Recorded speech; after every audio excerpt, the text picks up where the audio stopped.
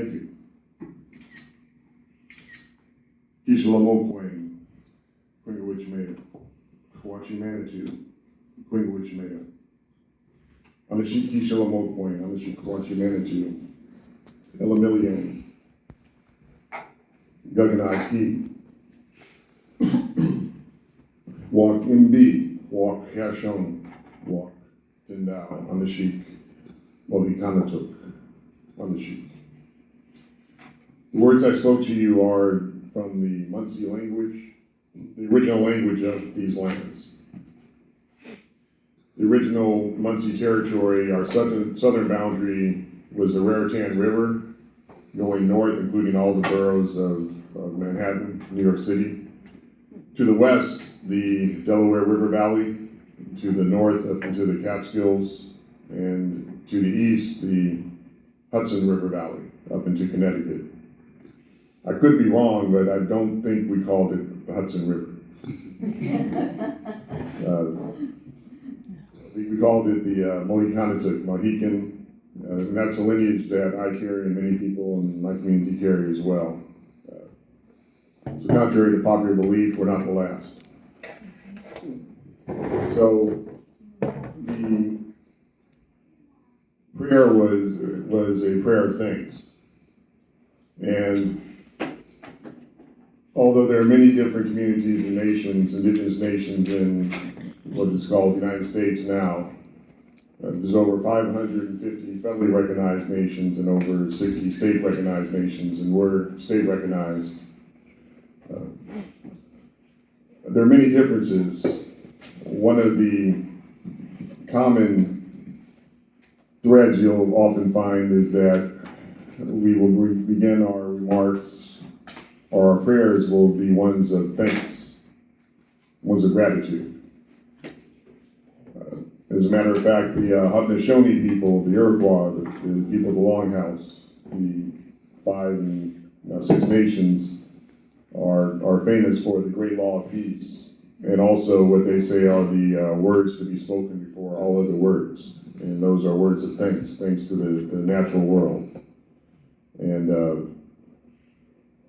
so you're fortunate that, time-wise, that I have a lot to learn in my language, and I'm not Haudenosaunee, or else we might be here until tomorrow. After they get done giving thanks to all the beings in creation. I guess in today's jurisprudence, we would now call that rights of nature. It's interesting how we come up with new words, concepts, some of which are actually quite old. So rights of nature. And why is it important that we begin these types of meetings with that type of things? It's to bring in the natural world, so to speak. I mean, we're here in the environment of the Hudson River Valley, the Mohikanatuk. And so by bringing in the river, that will help us in terms of making good decisions and acting in a good way, if we let that. So the prayer I gave was thanks to Creator, whom in our language we refer to as Kishalomokwane, which means who created us from thought. It's a realization that our thoughts are also real, not just what we can see, touch, hear, feel, smell right now. Our thoughts are real as well. Sometimes they're not good thoughts, like some of the ones we're discussing, But they had a thought that, hey, we're going to try to put nuclear back in Indian Point. A bad thought, but a thought nonetheless. And so we recognize, though, that thoughts are powerful, and that we ourselves are here based on the thoughts, actions, and what went on from our ancestors, human and non-human. Another word we have for Creator is Kawachi Manitou, often translated as Great Spirit.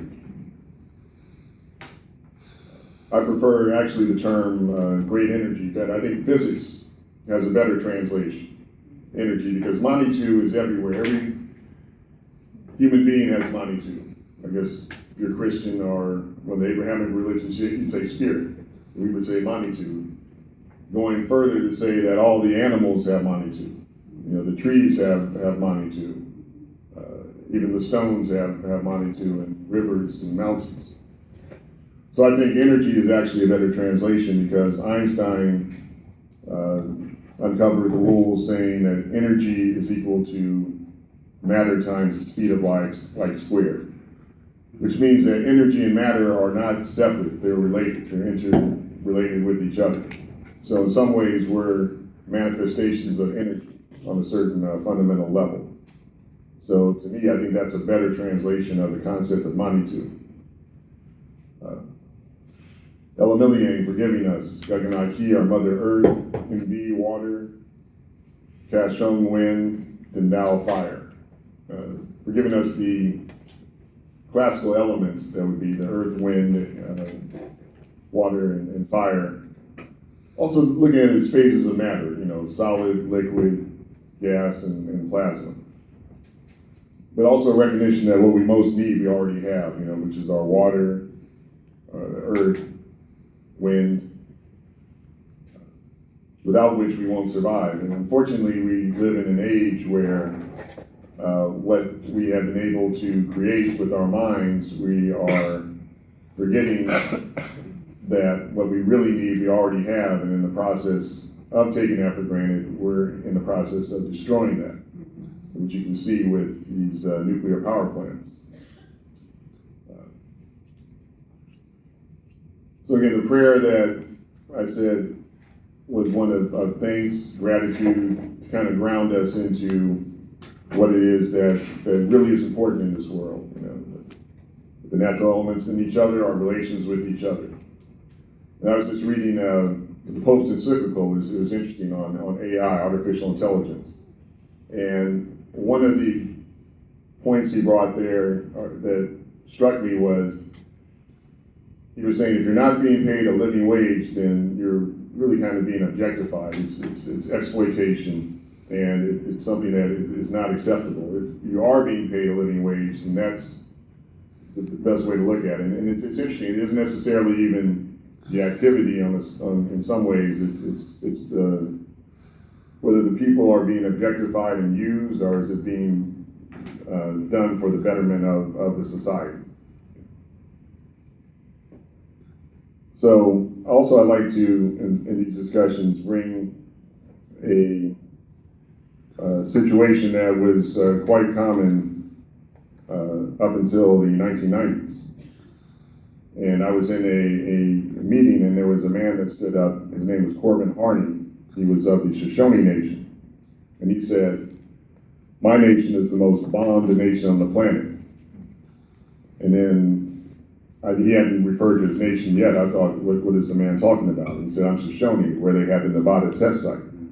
100 above ground tests, 800 below ground tests." And he said, the desert isn't devoid of life. The Shoshone are there, many other nations are there. There are animals that are there. There's birds, trees, even the stones have a certain integrity that really needs to be respected.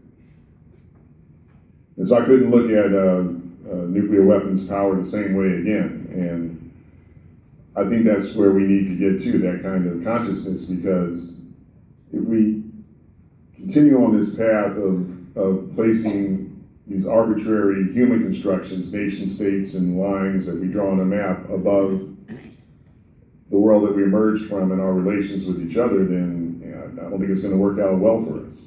So it's not just that Japan was bombed, it's that we dropped a bomb on the earth. That was a bad thing.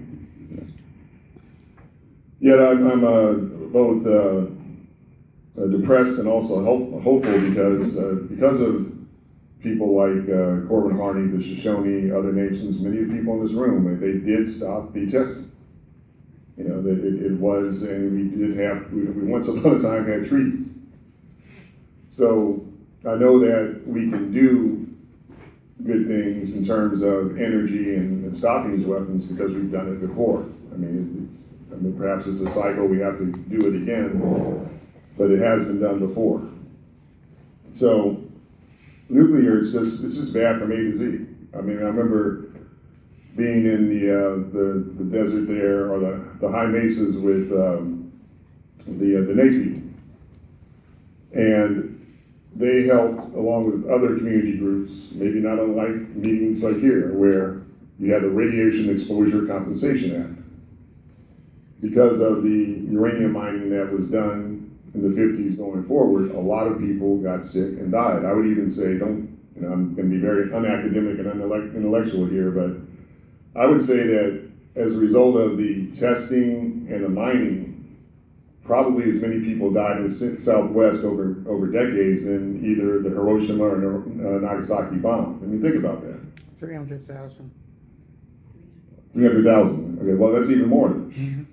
Yeah, but we don't see that kind of damage. We say, oh, we won, World War II, but I don't think any of us won at any level when we're dealing with this kind of technology the way that we are. So, the Radiation Exposure Compensation Act, they actually had different categories of people that got compensation that kind of shows the deadliness of the uranium mining. The people that mined the uranium, they got sick.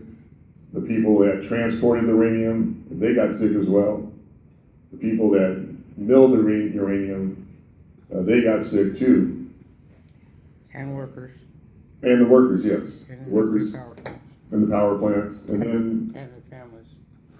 Pardon? And their families. And the families, yes.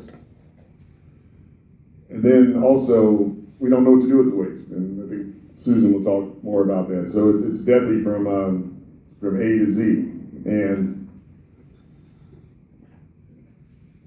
even, I don't know if many of you are familiar with a project called, I think it was called the Waste Pilot Management Project. They had their whole, and this is why what's going on is so deadly, because the DOE, Department of Energy, or rather the Department of Defense, is just racing forward with trying to implement nuclear. But they had their site in, I think it was New Mexico. They had their hole, and they were going to seal the waste for, 10,000 years. A little over 10 years into the project, kaboom, the barrels started to explode. And they couldn't figure out why. They thought, we just did this. And raise your hand if you know why the barrels exploded. But you can't. Well, I'll give away, I'll do a plot spoiler here. The reason why the barrels exploded was kitty litter. Kitty litter. And before you go out blaming the cats, it was human error. What happened was they substituted organic kitty litter for inorganic kitty litter. And not only do you not change the formula, what it did was it provided fuel for a nuclear reaction. Just that slight change. And so I think to myself, we didn't even make it, we made it barely 10 years into the 10,000 year project. Why do we think we're going to be able to get any of this right? I mean, we're in this valley between knowledge and wisdom. We have the knowledge to do so much, but do we have the wisdom not to do it? I mean, there's just no room for error in nuclear. And I think there was a really good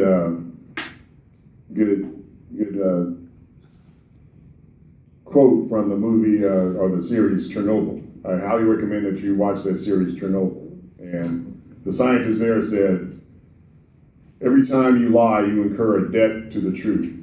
And one day that debt must be paid. And that's how an RMBK reactor of Chernobyl explodes. And so this is what we're here doing today, is we're going to prevent this kind of outcome from happening. And what you're hearing here a lot from the leaders here are lies. That it's going to be good, that it's going to be good for AI, and there's no cost to it at all. And I'll just kind of close by saying that, in this environmental movement, well, first of all, I think we're all environmentalists, whether we want to admit it or not, because we drink water and we need clean air. So whether we want to admit it or not, we all are environmentalists. But now we have, I hear, a debate between whether nuclear or fracking is better. I mean, to me, that's a debate. That's like asking what's worse, heroin addiction or crystal meth. I mean, I suppose we could get into this kind of discussion, but maybe we should just not be addicted to these substances at all. And finally, I'll just, can't think of any better analogy, but there was, during the Civil War, there was Pickett's Charge, and, you know, General Lee's like, we're gonna win the war here, and sent 10,000 men a mile, and they got mowed down. And so a lot of people in the South were, you know, ruining that day, saying, well, if only we, almost like a sporting event, like, what if we had won that day? And then someone had the bright idea of asking General Pickett, why did that charge fail? And he said, well, you know, I could be wrong, but I always thought the Yankees had something to do with it. You know, so, or sometimes the military people will say, well, the enemy gets the vote, and I'm trying to find a better analogy, but to me, it's like whatever we do, whatever we say, at the end of the day, nature is going to have the last word. It had the first word, it has the word now, it's going to have the last word. So, yes, we try to do our best, yet at the end of the day, nature is going to have the last word. So, thank you for this invitation, and it's good to see people here, and looking forward to stopping this madness. Thank you.